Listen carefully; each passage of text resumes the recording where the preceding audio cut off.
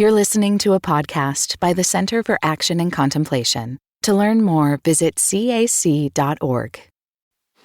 Greetings, I'm Jim Finley. And I'm Kirsten Oates. Welcome to Turning to the Mystics.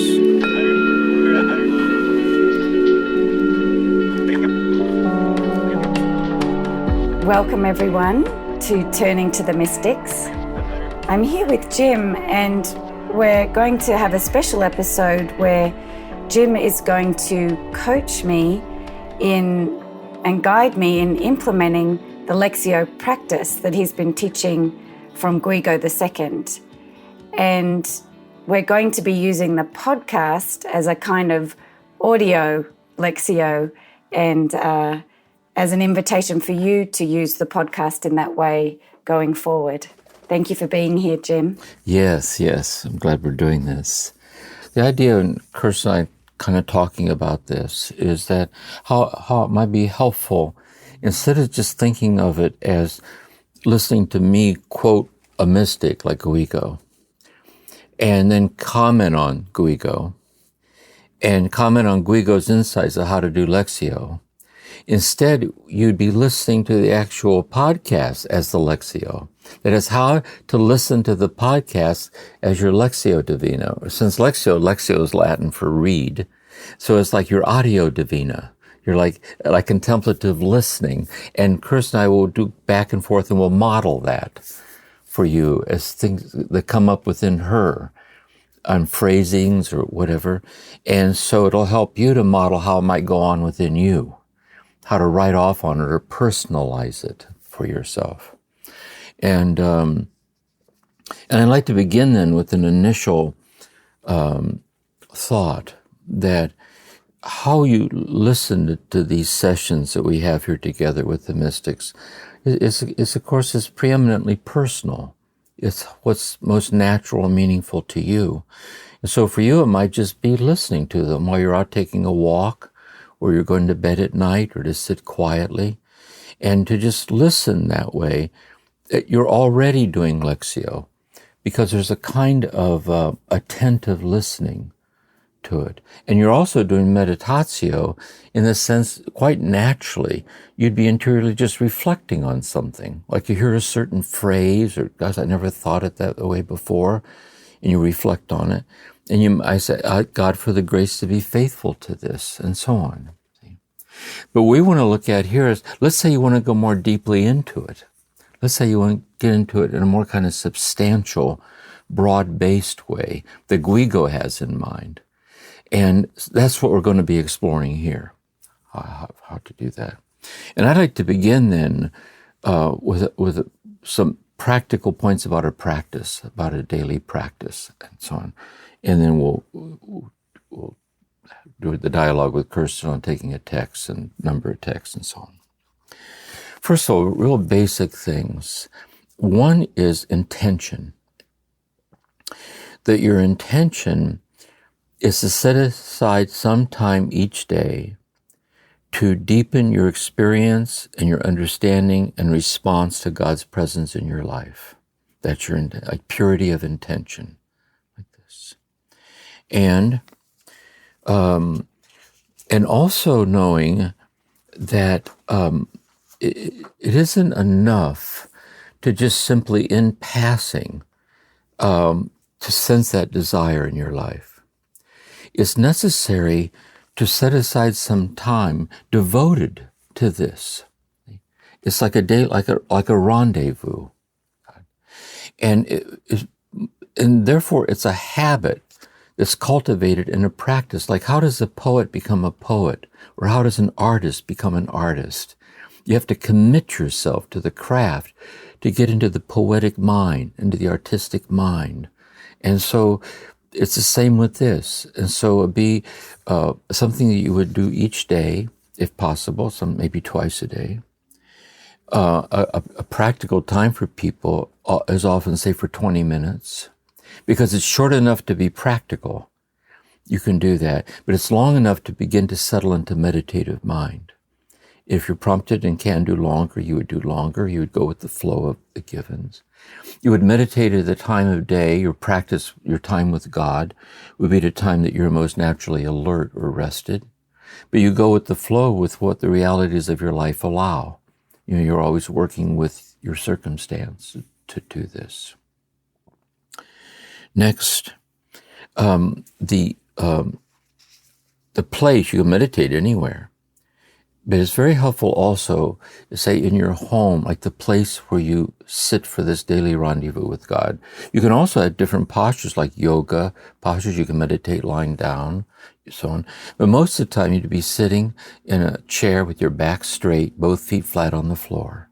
And so you're sitting still, you're sitting straight, and you're sitting in the place that you go to each day to be with God for meditation and prayer. If you want to have some sacred symbols there based on your tradition, a crucifix, an icon, the scriptures might be there, a burning candle, a stone or something from outdoors. But there's a certain kind of configuration or simplicity to the place. It embodies what you're sitting there for in that place at that time to be with God. And also, I would say lastly here, to be patient with yourself. Because this cultivation of this meditative mind, because it's subtle, it takes time to learn how to put all the busyness of the day behind you and to commit yourself to kind of a sustained subtlety or sustained sincerity or sustained delicacy of mind. And be patient with yourself and sense that your patience with yourself is you're echoing God's infinite patience with you. And you're learning to slow down and accept yourself as you are, that you might become ever more present in the presence of God.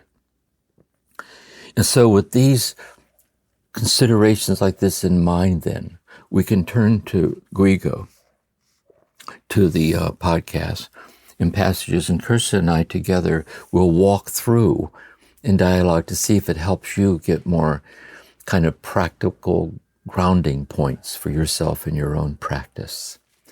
So Kirsten, however you would like to begin this, on kind of where you are with this, and just like this, yes.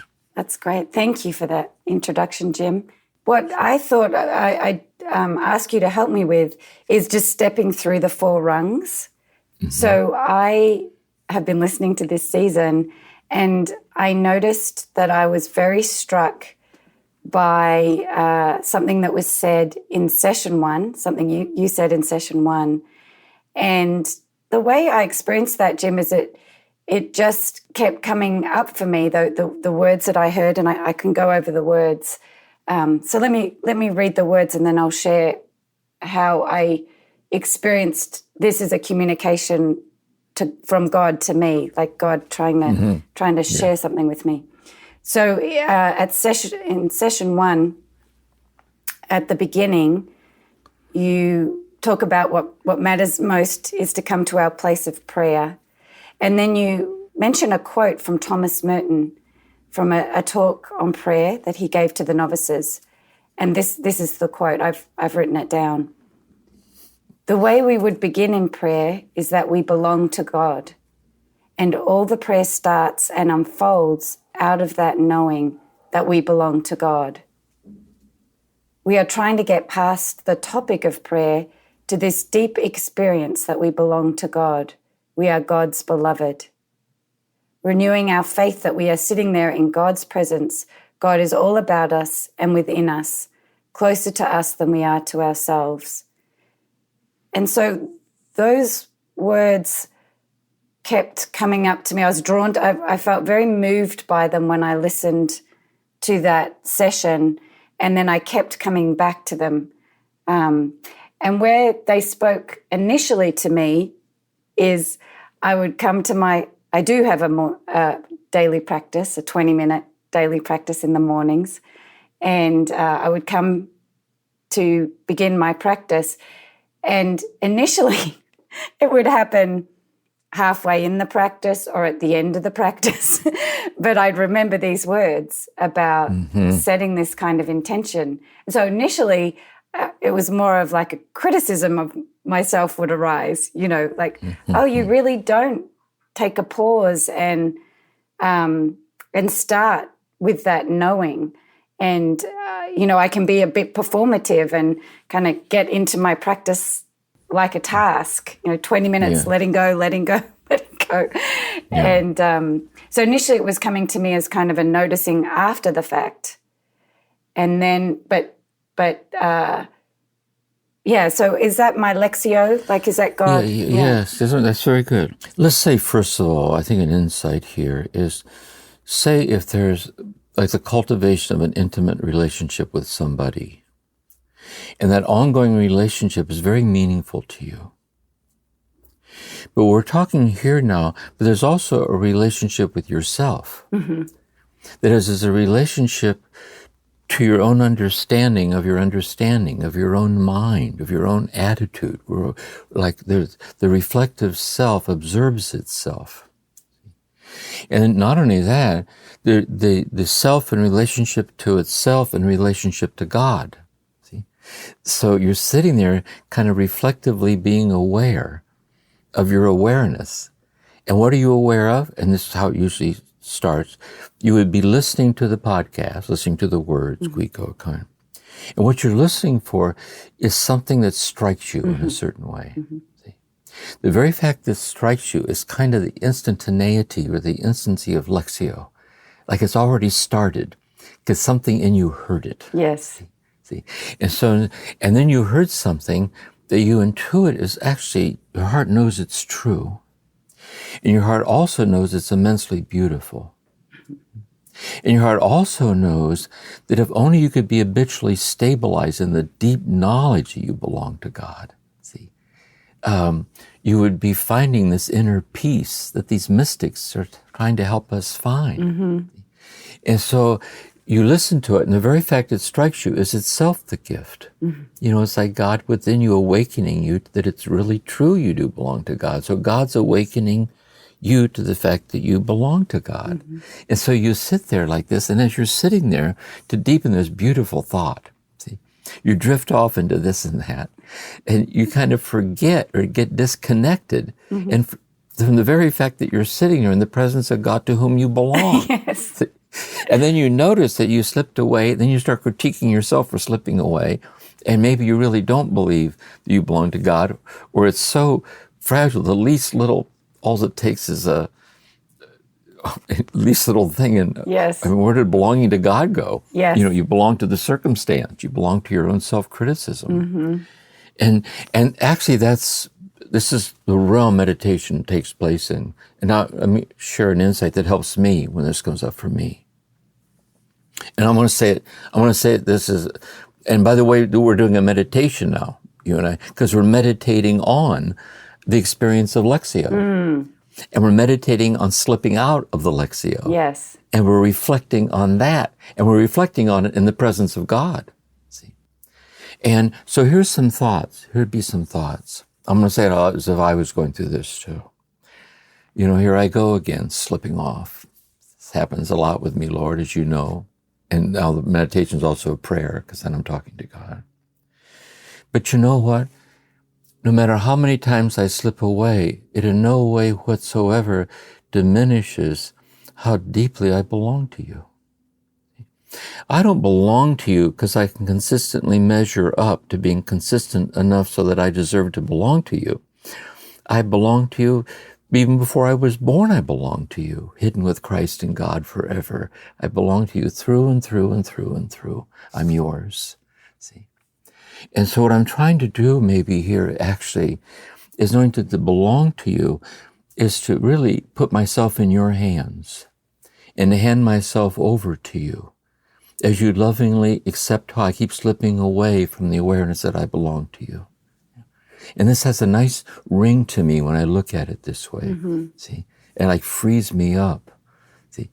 From a self-centered kind of achievement task to a kind of a receptivity to the grace of it all. Yeah. How the consistency of belonging to you. Does that helps me see that? Yeah, so that would be the the meditatio where I'm talking to God, in talking back to God, you've revealed this in my heart that I long to know I belong to you. I long to start every practice in a way that I belong to you. And but where I've gone with it is to criticize myself. So how can I hand over to you this teaching of belonging, this experience of belonging? And that's exactly right. And that would be the prayer. See, help me with this, because I can't live with an habitual knowledge that I belong to you unless you help me to know in my heart that I belong to you. See, and a peace is not dependent on how I'm doing, that I'm not getting there soon enough. And here's another thought to think comes up. See, I offered this response to what you said. So where did that come from? See, someone might say, wow, I wish I had thoughts like that, what I'm saying there. And so this is where I meant by patience. Because if we really listen to the Gospels, if we listen to the mystics, if we listen to ourselves, if we're attentive, if you notice, we're learning things. We're learning things. And we, little by little by little, the consistency of the willingness to start over, return back to the first rung of the ladder, to walk the walk and listen.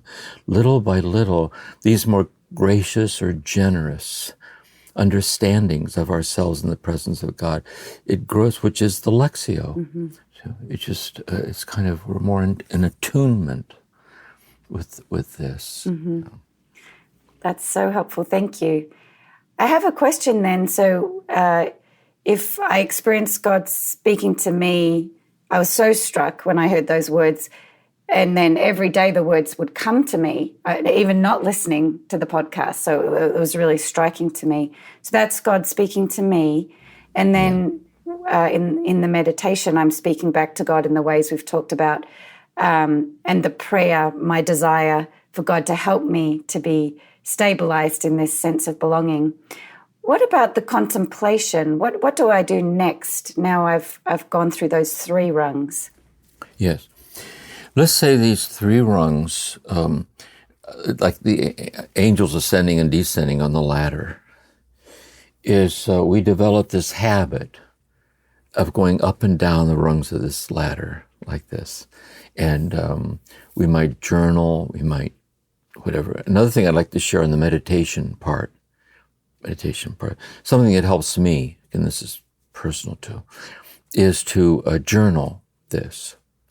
So you would take something, for example, I belong to you. See, could be your word, and you might hold on to that word for years. That might be your starting place always, and you're kind of deep and you extend your repertoire of words. So what helps me to do this is to take the podcast, for example, if I was going to use the podcast, and I would listen and say, I would write out, say words like you just said. I'd write it out. Then I would put a box on the paper. And on the box on the paper, I would say, how have I, or how am I understanding and experiencing these words? See, how have I experienced them? See, because although I might need to grow in it, they're not foreign to me by the very fact I'm so drawn to them. See? So how have I and how am I? And put it in your own words. How you do this, like a meditatio. Next, what's it asking out of me? See? In other words, if I belong to you, and you brought it up yourself, you discover it's like psychotherapy with God. In a way. See, if I belong to you, I guess I never realized it before, but I'm actually assuming that the fact I keep forgetting I belong to you must mean when I'm forgetting it, I don't belong to you. But what if I always belong to you? Always, always, always, always, always. So belonging to you must mean trusting you, knowing you see me as the one who belongs to you. See, always. And with your help, I'm becoming more and more consistent in it. It's asking me to constancy in that. See? And then the third box would be, how's that going? See? How's it going? Where am I at with myself in your presence? So what I find for me, to write it out like that, maybe it's because I write, some people wouldn't write it out. And those 3 boxes, because you're signing off on it, you're personalizing it and carrying it around with you. So say those are the first 3 rungs, you go up and down them. And another thing you said is very important. You can tell this is getting to you because it comes to you during the day. See, that's what you're looking for. See, so in a way, you could be driving in your car, you could be whatever, going down a hallway, and there's this like more stabilized interiority of everything. See, because when you stop to think about it, the dialogue you're going to have with someone, or the meeting with someone, or doing the dishes, everything is the context in which you belong to God while you're doing the dishes. It's the context you belong to God when you're with this, when you're facing this situation.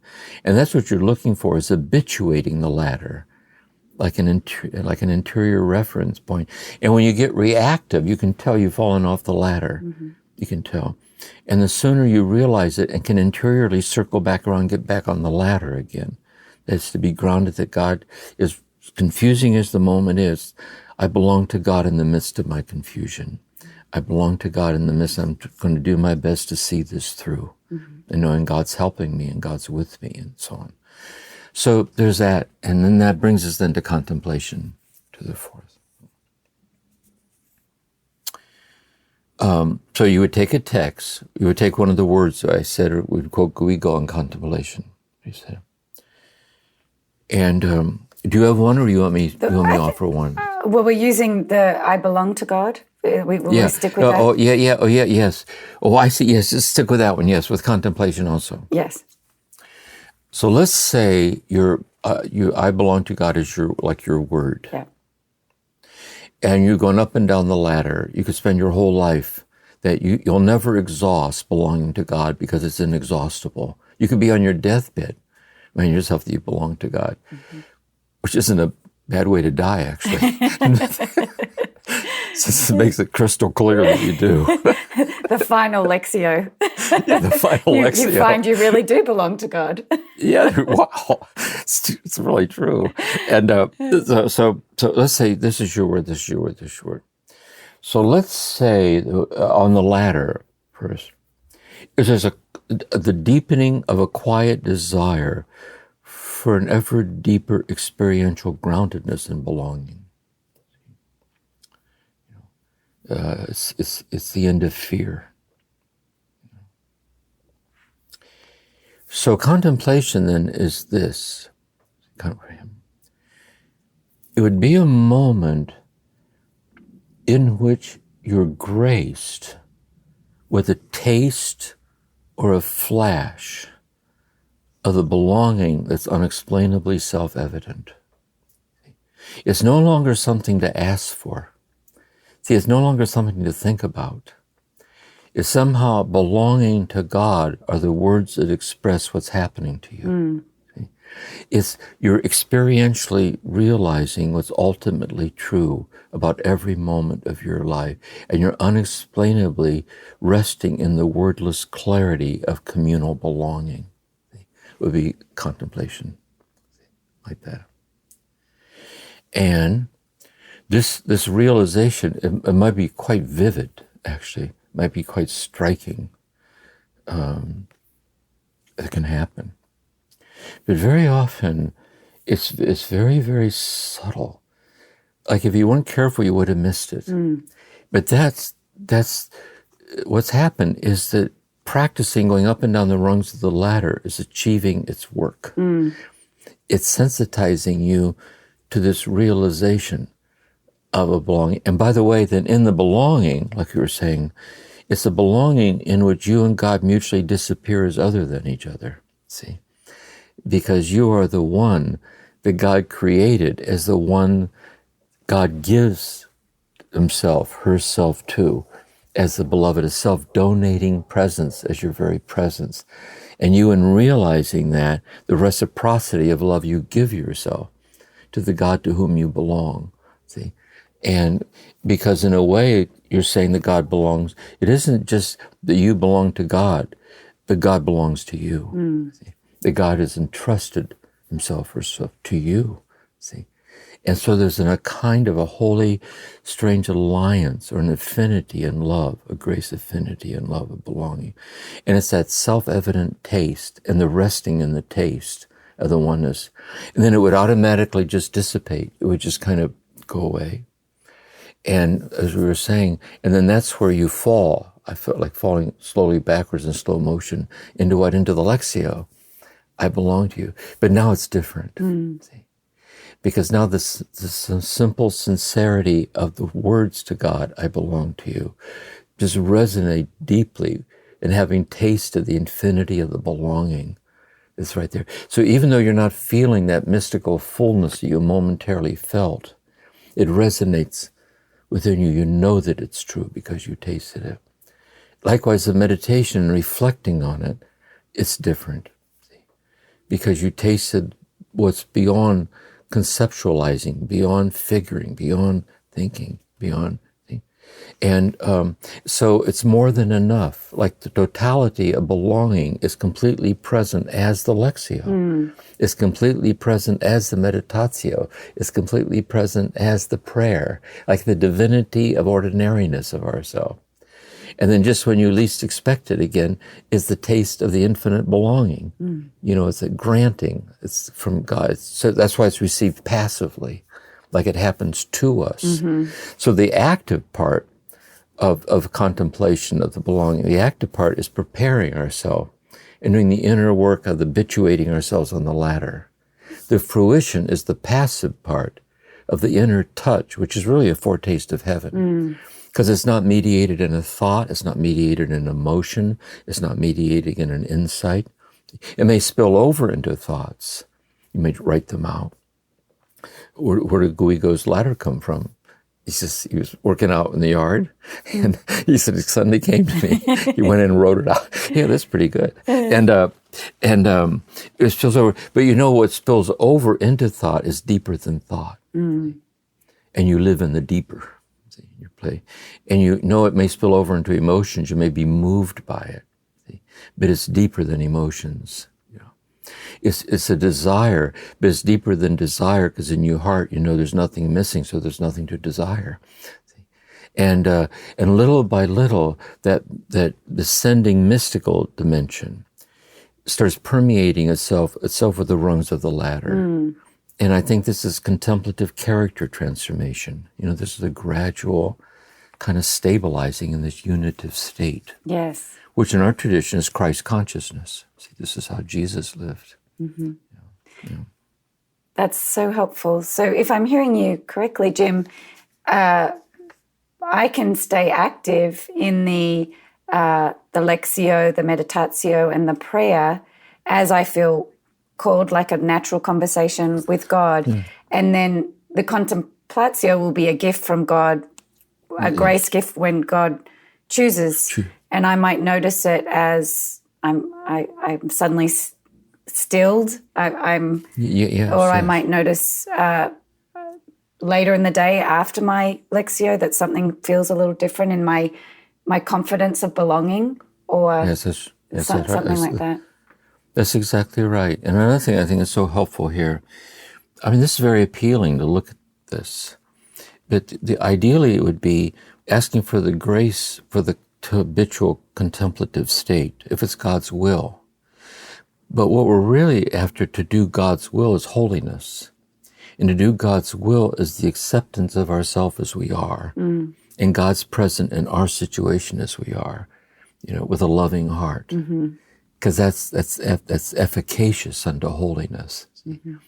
And then these enriched deepenings occur as the grace, as kind of a charism or a gift that comes, because the extent to which you're called to and habituated in it is God's working with you. This is why Teresa of Avila says that with regard to mystical contemplation, there are some people who never have it.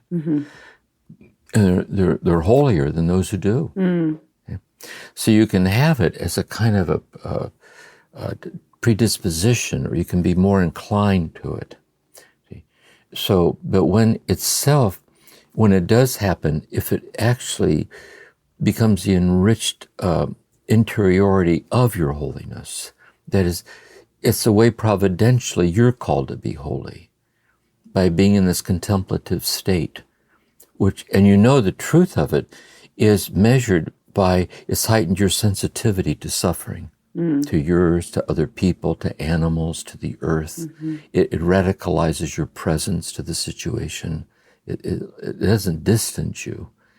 It radicalizes you in this very paradoxical way. And it also unites you with the whole world, even when you're all alone. Even when you're sitting all alone, the whole world sits with you. You know, God sits with you. And you have those kind of sensibilities, I think.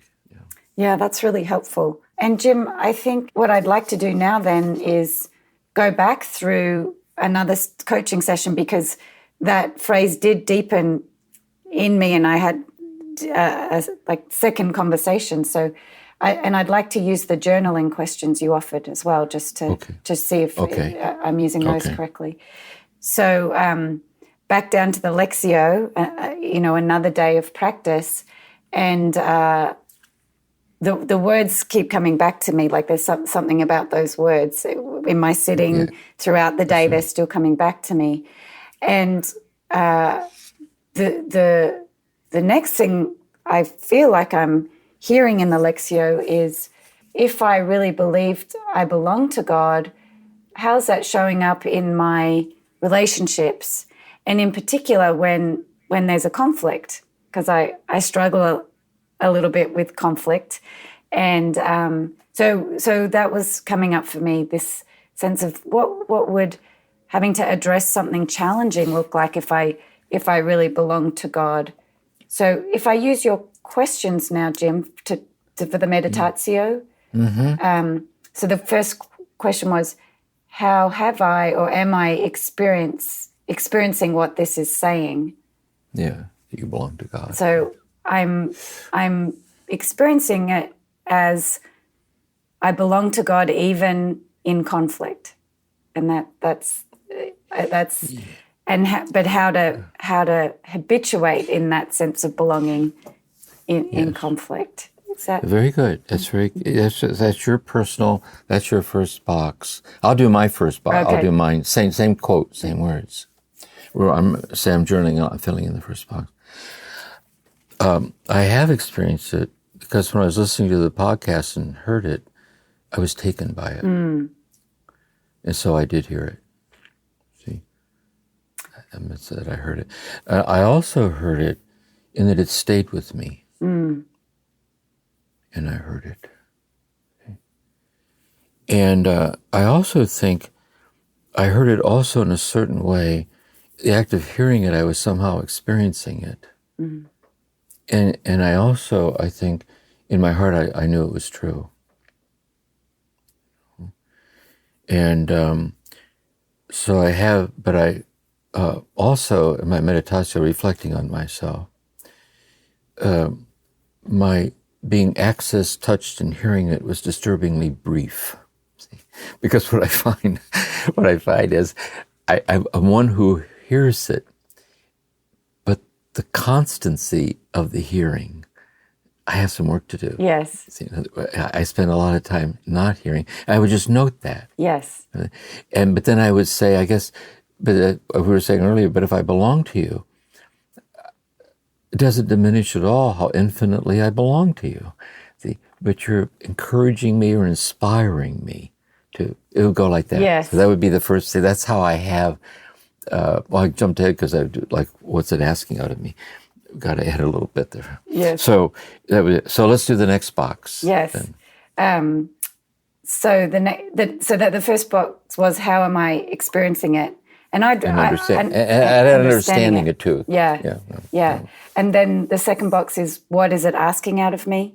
Yes. And so I really jumped ahead to that box in what I shared firstly, because it's asking me to look at how I experience my belonging to you, God, during conflict. Do I lose touch with that? Would I not be so afraid of conflict if I really knew I belonged to you? So it's asking me to look at the way I experience belonging in conflict in particular is what it felt like. I think it's really true. I'm going to share my box on that too, like in conflict. See, my thought would be, I don't know necessarily if you're asking of me to be so habitually grounded in my awareness that I belong to you, that when I'm in conflict, I'm not really in conflict. Because I'm so grounded that I belong to you, what do I care how this goes? I'm yours either way. And so I'm free as a bird. So I think what happens is that we're still just ourself. Thich Nhat Hanh says, hello, habit energies. Mm-hmm. I'm just myself. But what it does do, I think, it contextualizes the conflict. Mm. I mean, it is conflict, and we engage in it, and there's psychologically appropriate and inappropriate. It may touch certain wounded places inside you need to work on, how to be more comfortable in appropriate conflict, which is a part of life. Yes. And knowing when it's inappropriate and how to set boundaries to that and there's all of that. But so it gives us permission to have the whole range of emotions, like Jesus in the Garden of Gethsemane, sweating blood trauma, let this cup pass from me. And so I accept conflict as part of my life. And I know that I belong to you in my conflict. And I ask that you inspire me in my conflict to be clear-minded. To be so clear-minded that I say something that at least is attempting to help diminish the conflict or to resolve the conflict. Mm-hmm. That you will grace me with that in the midst of conflict, like that. Yes. And then afterwards, another way to look at it too, I know if I meditate with you in the morning, you tell God. As I go through the day, I want to look ahead to the day. Where there may be certain moments where either loneliness or sadness or conflict will happen, and I ask you to be with me there, and to know that I belong to you in the midst of that. And after the conflict is over, I'll circle back around and reconnect with you, and get reinstated again, and how you were present there in the conflict, and also how I experience the conflict and what it teaches me about myself, like lessons I still need to learn about myself. And so that's how it would come to me. Yes, that's beautiful. That's really, this is really helping me going through this process. The last question is, how does this apply to every moment of my life? Is that? Yeah. Yes. And so where I've come from was being really touched by this Thomas Merton and you telling me I belong to God, wanting to I keep having those phrases come to me, and then being asked to look at conflict in particular. So how does this apply to every moment in my life? I think it's this belonging is every moment of my life, and so it's continuing. I feel like God help me continue to pursue you as the place where I belong, but also to help me know that I already belong in all the moments where I lose touch with that. Yes. Yeah, very good. Yes. That's. I'll share the way I would put it. Also, what it is is I was taken by the words, "I belong to you." You're telling God, and I benefited so much in meditating on it and reflecting on it. But I think another way of looking at the belonging is that the belonging is a way of putting words to the naturalness of the moment when I'm just present. So I could be quietly sitting, looking out the window, but I'm looking out the window with an underlying sensitivity. The sitting looking out the window is the belonging. The sun moving across the sky, me sitting in a chair in my own living room, that all of life is just a way of putting words to the true nature of every moment. And also, as I move in and out of that naturalness of belonging, to know the consistency in which I infinitely belong to you in my wavering ways. And I move with the flow of myself. And it moves that way into kind of a habitual atmospheric kind of thing. Yeah. I love that phrase. I move with the flow of myself, and and like you said earlier, my habits, my thoughts, my emotions. I'm moving with the flow of myself. That's beautiful. And then this flow of Lectio is helping to create a certain kind of flow in our lives. That's right. And there's another thing to look at it this way too, when you look at how this implications of this. See, I move with the flow of myself. It also means there are certain moments I can tell I get triggered. And the flow of myself is I get frightened. And so maybe what's happening, there's a reason to be concerned. On a scale of 1 to 10, it's about a 2. I got to be careful. But in my body, I feel an 8. See? And that's the flow of myself. But it's a flow of myself I need to tend to, do with your help, because I probably have internalized a past thing. And when it gets triggered, my body responds. And so I'm always watching the places within myself, of the gifts of myself, but also the internalized vulnerabilities of myself. I'm a work in progress on this learning curve to be awake and receptive and humble and open and honest and that kind of thing. So it also means the flow of myself in that way also. Yes, yes. So after I've done that journaling, if I want to journal or kind of meditated on these questions, I turn to my prayer. And Jim, do you suggest, I guess if you're a journaler, you could journal or you could just do it spontaneously. So my prayer out of this would be, I'm so grateful for this desire around belonging. Like I feel so drawn to this experience of belonging to God. And I also feel drawn to see the whole world as belonging to God, to see everyone and everything as belonging to God, and to treat myself and everyone and everything as if they belong to God. And my prayer is that, God, you will deepen my experience of belonging so that I can deepen my presence to others as offering belonging to everyone. Yes. Let's say, first of all, the meditatio part would be this kind of reflecting about belonging and the importance, the grace of seeing this, realizing this, and the depth of it, and so on. And that would be the meditatio, that is, you're reflectively, you're reflecting upon within yourself what was given to you, and the quickening of the Lectio. The prayer part would be, your reflection would turn to where you would tell God this. So you're telling God, or you're asking God, who is the one who accessed your heart in experiential knowing that you belong to God. You would ask God to help you to deepen it. So I think the key to the prayer, the heart center, is this heartfelt exchange. It's like that little prayer we did with Thomas Merton. My Lord God, I have no idea where I am going. I do not see the road ahead of me. And the prayer is my Lord God. See, we're listening in while he talks to God. See, is this prayer. So the meditation is kind of pondering or reflecting in the presence of God. Then the prayer is to talk to God. And that invites deeper Lectio, as you then listen to God. You listen deeper, and then invites the contemplatio as this kind of wordless presence. Like there's just kind of this luminous stillness and so on. Yeah. Wonderful. Well, I feel a great benefit from going through this with you.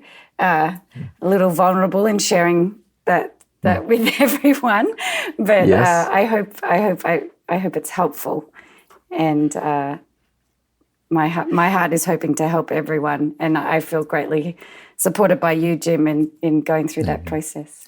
Well, I think you helped everyone listening, because in effect what we were doing is having a session of spiritual direction with a lot of people listening in.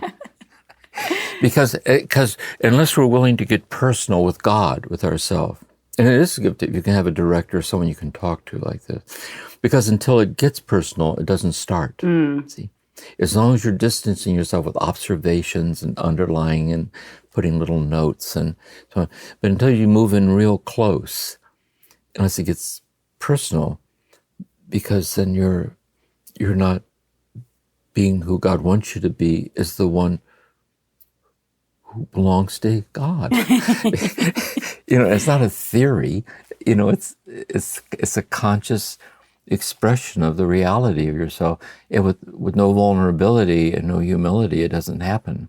It only starts with that. So I thought it was great. It was good. I think it helps others to do the same with themselves. Yeah, it's good. Thank you, Jim. And so the invitation is to use the podcast as an audio Lectio practice if people want to, pausing to journal or pausing to reflect. And yes. And you actually have a time of quiet in the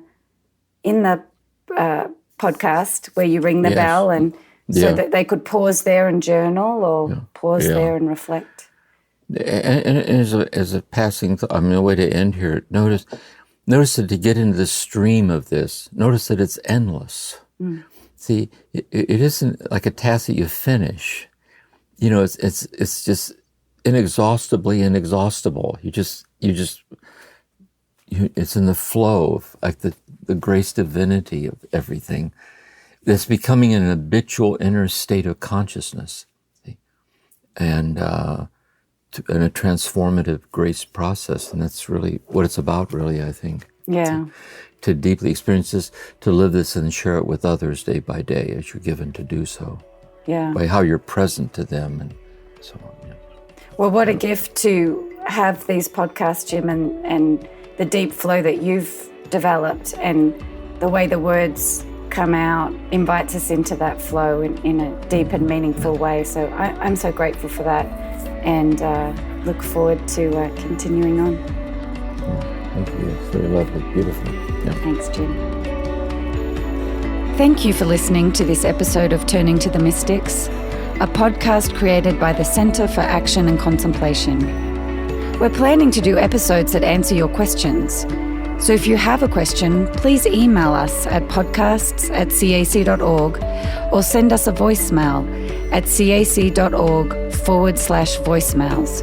All of this information can be found in the show notes. We'll see you again soon.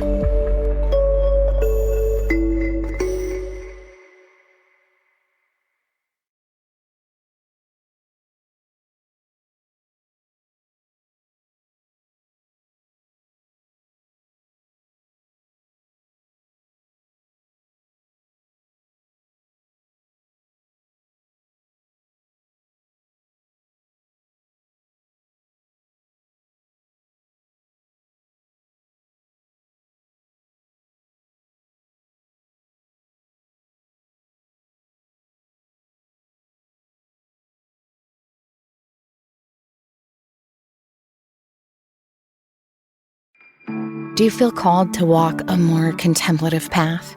The Center for Action and Contemplation is an educational nonprofit supporting the journey of inner transformation. Our programs and resources will help grow your consciousness, deepen your prayer practice, and strengthen your compassionate engagement with the world. Learn more about our resources, such as publications, podcasts, email series, and events at www.cac.org.